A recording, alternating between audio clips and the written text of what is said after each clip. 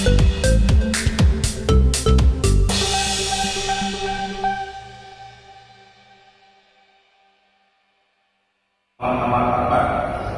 yang memberatkan: 1. Perbuatan terdakwa bertentangan dengan program pemerintah dalam pemberantasan narkotika. 2. Perbuatan terdakwa merusak pembinaan generasi muda. 3. Terdakwa merupakan risiko khusus. 4. Terdakwa merupakan seorang public figure sehingga harus menjadi contoh masyarakat umum. 5. Terdakwa tidak mengakui perbuatannya sebagai pemodal dalam peredaran narkotika jenis sabu. Hal-hal yang meringankan: terdakwa merupakan tulang punggung keluarga. Berdasarkan ketentuan peraturan perundang-undangan, maka kami menuntut agar Majelis Hakim Pengadilan Negeri Jakarta Barat yang mengadili perkara ini memutuskan: 1. Menyatakan terdakwa Muhammad Aman Akbar alias Ahmad Zoni terbukti tidak bersalah melakukan tindak pidana tanpa hak atau melalui hukum menawarkan untuk dijual, menjual, atau membeli, menjadi perantara dalam jual beli atau menyerahkan narkotika golongan 1 dalam pasal 114 ayat 1 Undang-Undang Narkotika sebagaimana dakwaan alternatif pertama. 2. Menjatuhkan pidana penjara terhadap terdakwa Muhammad Aman Akbar alias Ahmad Zoni selama 12 tahun dengan dikurangkan sepenuhnya selama terdakwa ditahan, dengan perintah agar terdakwa tetap ditahan, dan denda sebesar 2 miliar rupiah subsidiar selama. Tadi tuntutan dari JPU sendiri kepada Ahmad. Ya, pertama kita terkejut deh. Barang buktinya kan cuma 2,5 gram sabu, 0,5 ganja. Nah, tuntutannya seperti bandar besar. Jadi ada satu keanehan menurut kami kan. Padahal kan dari fakta-fakta persidangan yang kita ikuti kan, ya jelas Amar ini kan dari ahli yang kita adili kan seperti mantan kepala BNN, Anang Iskandar, kemudian pada Dr. Elias ahli hukum narkotika, dan saksi yang meringankan juga, dan saksi 3 dari kepolisian ya, saksi penyidik. Nah, itu kan mengatakan Amar ini tidak terlibat dengan jaringan narkoba, itu kan untuk konsumsi sendiri. Nah, jadi menjadi suatu keanehan, tiba-tiba tuntutannya 12 tahun. Nah, dan kami ya mulai menengok juga keanehan. 1, kita dalam persidangan sudah mengajukan asesmen PTAT dan medis ke Majelis Hakim, itu dari dikabulkan. Sampai saat sekarang ya tidak dilaksanakan oleh JPU. Padahal itu kan penetapan hakim itu harus dipatuhi karena eksekutor kan ada jaksa. Kenapa tidak dilakukan? Jadi kami udah berpirasat ini ya ada sesuatu yang mungkin Amar ini akan hukum berat. Padahal kan kalau asesmen dilakukan, ya pastikan nanti hasilnya juga bisa dibuktikan apakah Amar ini terlibat jaringan narkoba apa tidak, apakah dia penjual atau pembeli. Itu di asesmen kan dinilai semua, apa dia seorang pecandu. Jadi ya itu yang kita pertanyakan juga, ada apa kok asesmen sampai sekarang tidak lakukan, seolah jasa. Padahal kita udah berkoordinasi, kita udah datang BNN, memang hasil dari BNN itu kan Amar ini memang layak di asesmen PTAT dan medis. Nah, dan hakim juga kan penetapan. Nah, itu yang saya sangat menyesal gitu. Ada apa di balik ini gitu. Kok sampai asesmen yang ditetapkan hakim tidak kesan, tiba-tiba datang tuntutan berat yang menurut saya enggak sesuai dengan alat bukti. Alat bukti orang sampai berkilo-kilo aja, tuntutannya nggak ada sampai 12 tahun. Ini kan barang bukti kan cuma 2,5 gram sabu. Kemudian kan ya 0,5 ganja. Jadi menurut kami, dan ya itu kan baru tuntutan, kami tentu akan menyusul pledoi. Cuma menurut pendapat kami janggal aja tuntutannya. Seorang pecandu seperti Amar ini dituntut dengan 12 tahun. Jadi artinya dengan 12 tahun ini apa ya, salah atau mungkin seharusnya tidak segitu Pak begitu tadi. Ya pendapat saya kan pertimbangan yang meringan itu kan nggak ada. Dan kemudian untuk dia seorang pecandu itu kan juga tidak ada komedir di situ. Seolah-olah dia kan yang lucunya lagi bandarnya yang udah jelas itu APRI dihukumnya cuma 10 tahun. Aneh ya? Nah, tapi tadi JPU sempat bilang kalau Amar itu sebagai pemodalnya APRI. Pemodal awal Ya APRI. sekarang kan itu kan pengakuan dari APRI. Ini kan saksi mahkota.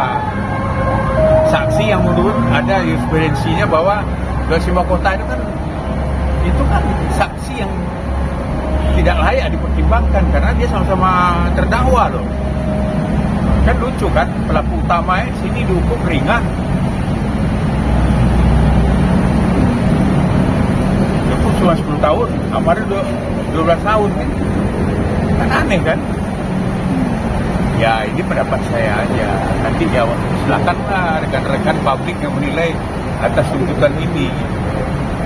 Pledoi nanti bakalan yang tadi abang sebutkan itu kayak misalkan Amar harusnya direhabilitasi karena dia pengguna gitu. Poin-poin itu kan bang yang nanti akan dimasukkan dalam pledoi atau seperti apa bang? Ya sebenarnya kita kan mengajukan asesmen ini sesuai undang-undang narkotika kan memang harus dilakukan itu asesmen karena kan undang-undang narkotika kan lalu sosialis, undang-undang khusus. Jadi seseorang dikategorikan apa dia pengedar, apa dia seorang pecandu narkotika atau penyalahan narkotika kan diujinya di asesmen. DAT dapat dis. Nah ini kan baru dikabulkan oleh hakim, ini nggak dilaksanakan. Ada apa gitu loh? Berarti ada indikasi kan seolah Amar ini ya memang akan dihukum berat tanpa mempertimbangkan asesmen. Kalau mungkin tuh ada asesmen itu kan pasti ada pertimbangan yang akan lebih meringankan dia. Nah ini kan tidak dilakukan, diabaikan gitu. Padahal udah perintah. Yang harus pahami juga kan pengacara duduk di pengadilan itu karena penetapan hakim. Jaksa duduk juga sebagai jaksa di situ karena penetapan hakim. Amar juga duduk di meja persidangan karena penetapan hakim. Nah sekarang ada penetapan hakim yang memerintahkan kepada JPU untuk laksanakan asesmen TAT dan medis. Nah ini udah 1,5 bulan lebih tidak dilaksanakan. Harusnya sebelum tuntutan ya itu dilaksanakan dulu supaya itu ada alasan pembenar, alasan peringannya, ya pemaaf itu. Dengan tadi sendiri jaksa sendiri ngomong kalau itu nggak berdasar bang. Kenapa tuh bang? Ya kalau nggak berdasar tanya hakim yang menetapkan.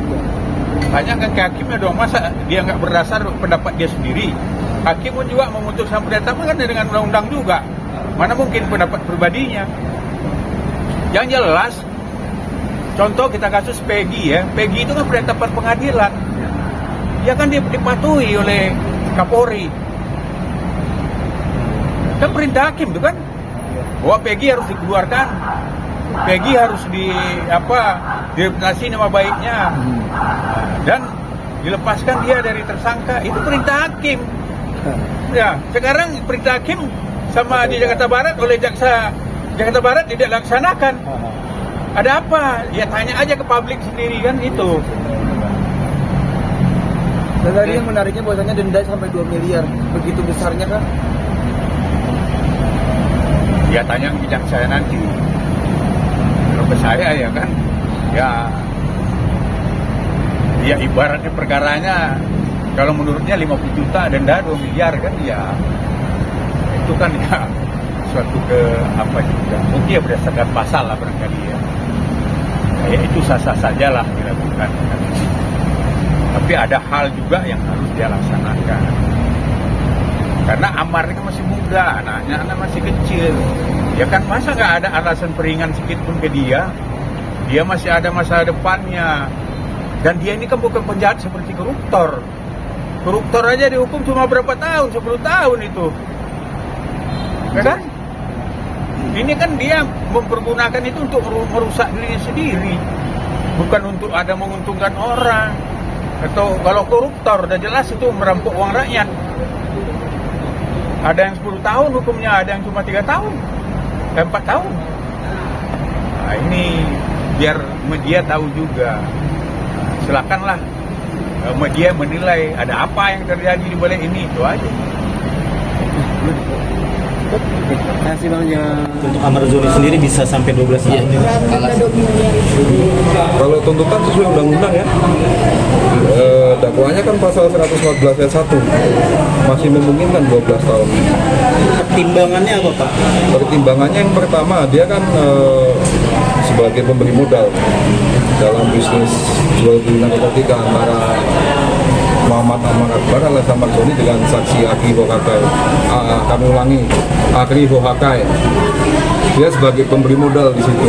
Jadi terhadap Amar Zoni termasuk kategori pecandu yang juga terlibat dalam peredaran gelap narkotika berdasarkan fakta hukum selama persidangan. Nah, untuk hasil jual belinya itu sudah diterima Amar Zoni sendiri atau masih belum diterima? Sesuai keterangan saksi yang kemarin, alat bukti, ya toh, kan dia menjelaskan bahwa telah mentransfer sejumlah uang senilai, kalau nggak salah ingat saya ya, itu kan keterangan 2 minggu lalu, ada 12 juta, ada 5 juta, dan ada 5 juta lagi cash. Yang transfer, bukti transfernya ada di percakapan WhatsApp antara Amar Zoni dan Akri Hohakai, dan WhatsApp itu sudah kami perlihatkan di persidangan.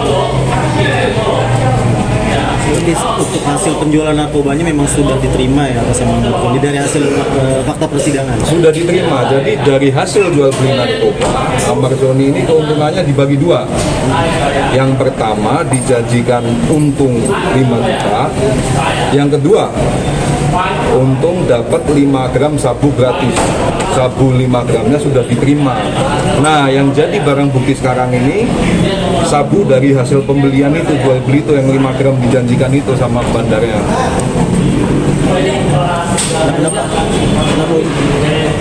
Kenapa untuk si Akri ini sendiri malah justru lebih kecil nih Pak, jeratan hukumnya? Oh, sudah kami terangkan dalam tuntutan tadi ya kan, bahwa tuntutan pidana itu ada alasan memberatkan dan meringankan.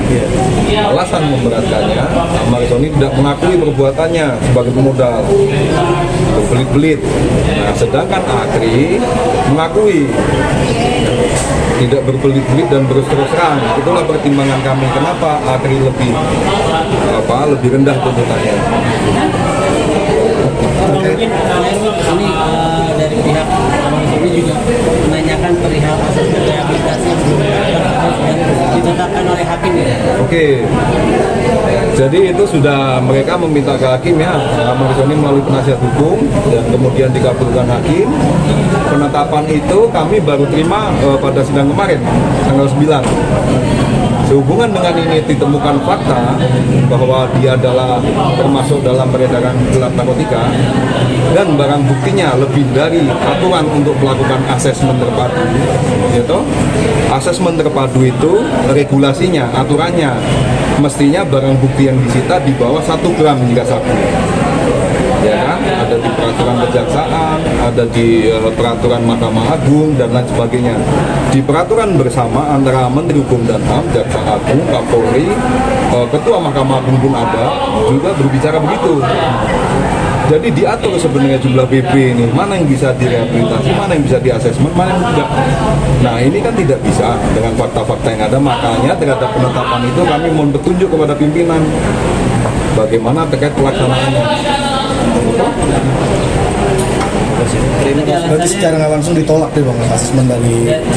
Oh, yang berwenang nolak bukan kami. Kalau kami hanya mengantarkan ibaratnya. Dari penetapan tersebut kami antarkan nanti ke BNN apabila pimpinan berpendapat begitu. Yang berwenang menolak nanti kan tim asesmen terpadu. Di situ ada jaksa juga dari Kejaksaan Tinggi. Yang pasti semua sudah kami laporkan fakta sidang. Tinggal penilaian nanti dari tim asesmen terpadu.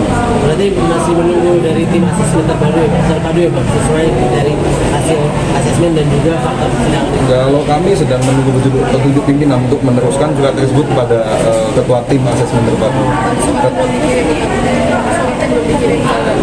Sudah ada infonya Bang, belum ada ya? Belum ada hasilnya, belum. Nanti monggo kalau jadi memang penetapan itu secara umum ini ya, kita melaksanakan melaksanakan persidangan, menangani perkara pidana itu kan aturannya di kitab Undang-Undang Hukum Acara Pidana. Jadi memang penetapan pidana itu yang berwenang melaksanakan jaksa, penuntut umum, bukan jaksa, penuntut umum yang berwenang melaksanakan. Jadi sifatnya wewenang, boleh silahkan mau dilaksanakan atau tidak. Namun memang ada penetapan yang sifatnya wajib dilaksanakan, seperti penetapan mengeluarkan terdakwa dari rumah tahanan itu wajib, ada di pasal 199. Atau penetapan terkait wewenang mengadili, nah itu wajib, namun bisa dilakukan keberatan.